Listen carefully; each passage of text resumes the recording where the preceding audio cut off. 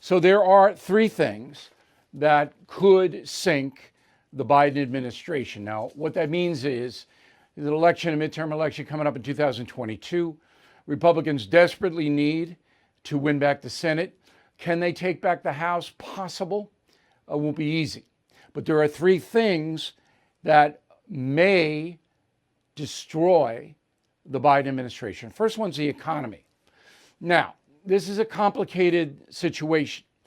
If you are holding stocks in retirement accounts or college accounts or just as an investment, you got to be very careful right now. I can't give financial advice. We have concierge membership, and people ask me all the time what they should do with their money.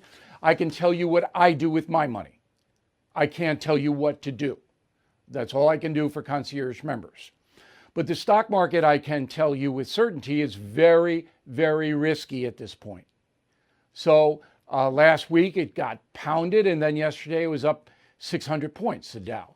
It's up and down, up and down. That's never a good sign.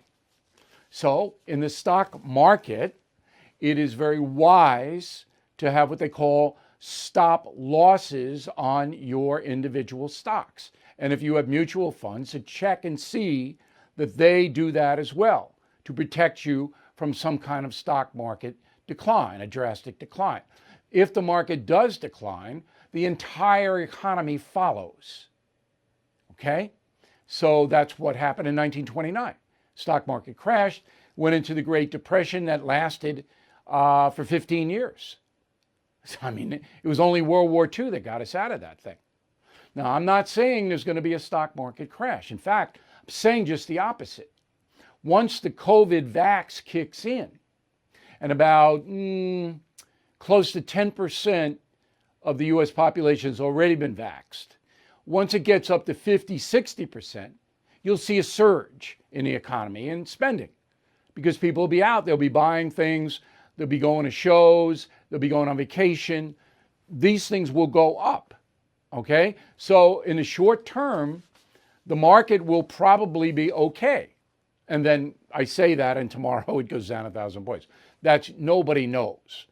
But you can predict that after the COVID vax hits a point of 50%, which should be by April, all right, there'll be more consumer spending, which of course drives the economy. However, the Biden administration and individual states like New York are going to raise taxes substantially. That is going to constrict the economy and cause corporations to stop research and development, to stop expansion, to move their stuff back overseas, to make more money over there. And then the job market shrinks and the economy goes down. That is a good bet to happen late this year because Biden has no clue. He presided over the Obama administration. For 8 years, the economy did zero. Okay, and they can tell you they set Trump up, but that's not true. The tax cuts, the corporate and the individual tax cuts spurred the Trump economy. Okay, so that's number one, and that's the most important thing, the economy. Immigration is number two, and we're going to give you some stats that are pretty amazing. So the Biden administration has signaled to everyone in the world that, we're not going to really enforce the border or sanctuary cities or anything like that. You get here, okay, with us. And the people that are here, perhaps up to 18 million of them will get amnesty under the Biden administration. This is a progressive left tenet, open borders. Joe Biden doesn't care about the border. I don't think he even knows what's going on, but we do. Now, when the American people see a flood of illegal immigrants coming in to this country, all right, that's going to backlash against the Biden administration. There are only so many hardcore liberals. The number is about 25% of the American population. The other 75% are either conservative or don't care. All right, there's a few moderates, but not many. So we reported last week that every person who applies for asylum in the United States gets here and applies, not only gets their case heard in maybe 5 years, they get released into the United States. Every one, unless you got an obvious felony rap sheet.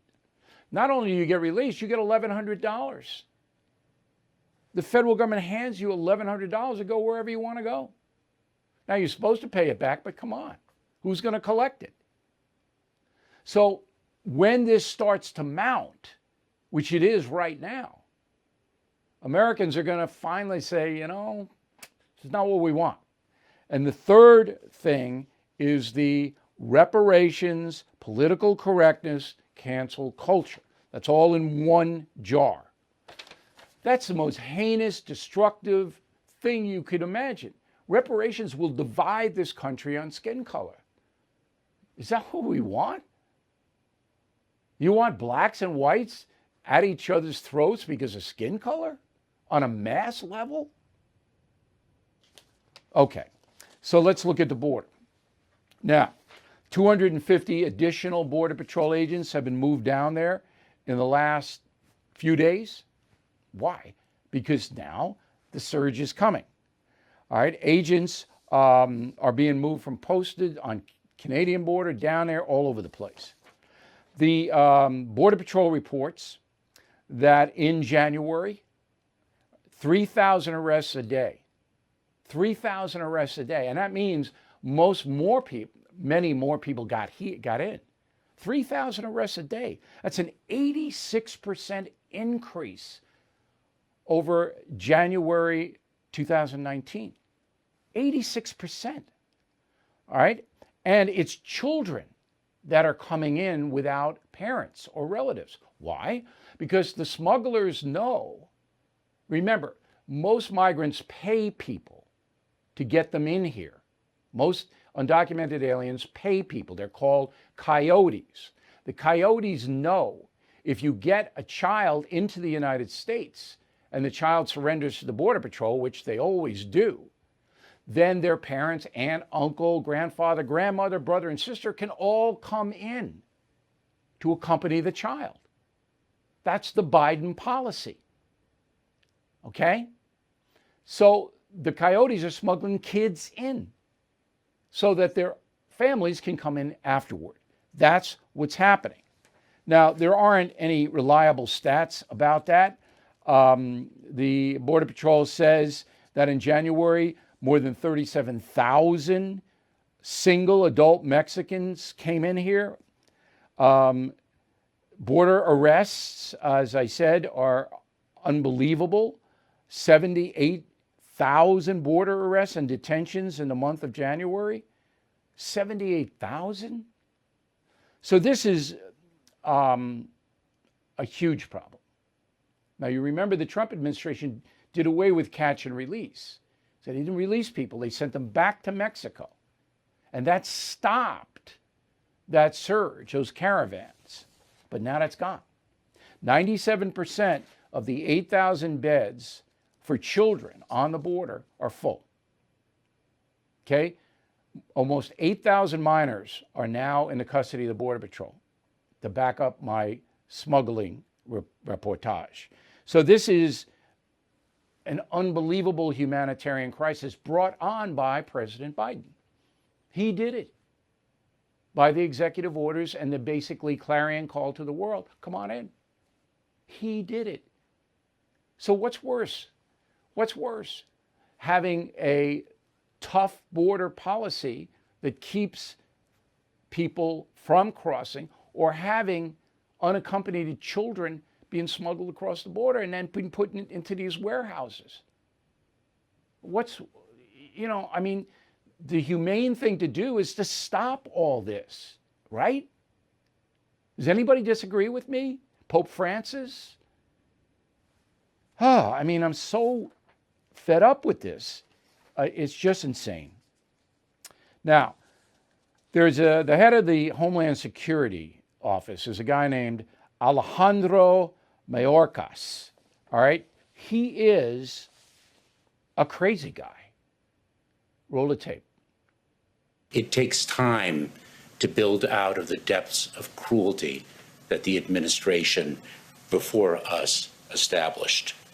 What we are seeing now at the border is the immediate result of the dismantlement of the system and the time that it takes to rebuild it virtually from scratch.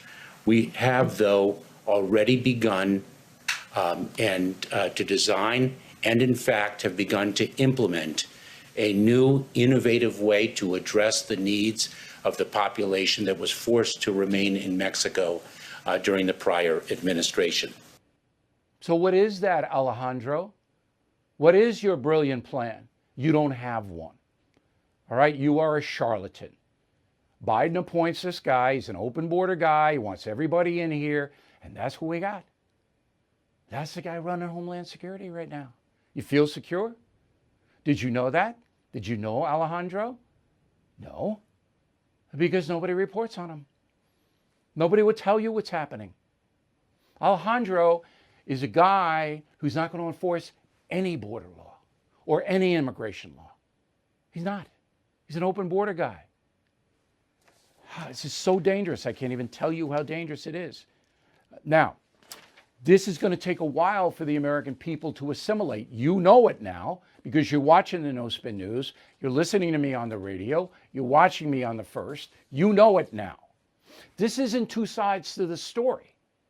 Okay? There's not Alejandro's side. He doesn't have a plan. All he's going to do is Trump was evil. That's all. As hundreds of thousands of people pour in here, many of them children, most of whom will suffer. Okay. Tomorrow we'll have Stephen Miller. He is one of the architects of the Trump immigration policy. He will be here on this program tomorrow. By the way, in January, 3,464 criminals were apprehended at the border. Felons. 3,464 criminals. Cancel culture. This is the third component of what could destroy the Biden administration. I don't know anybody who likes the cancel culture. My liberal friends don't like it. Conservative friends are crazy about it. I don't know anybody. Now we're going to add to the cancel culture reparations. All right, reparations. Joe Biden's studying it as a commission that he's going to give money, taxpayer money, to African Americans. That's what Biden wants to do. This, of course, will cause, as I said, all kinds of angst. Now, Biden has already told you about equity, which is favoring one group of Americans over another group. That's what equity is. Okay? It's not all men are created equal. No. It's some groups are going to get more stuff from the federal government, and some groups aren't, but those groups who are not are going to pay for this stuff that we give to the favored groups, the most favored groups. That's equity. So once again, the three things that could take down the Biden administration are the economy, immigration, cancel culture, reparations, political correctness.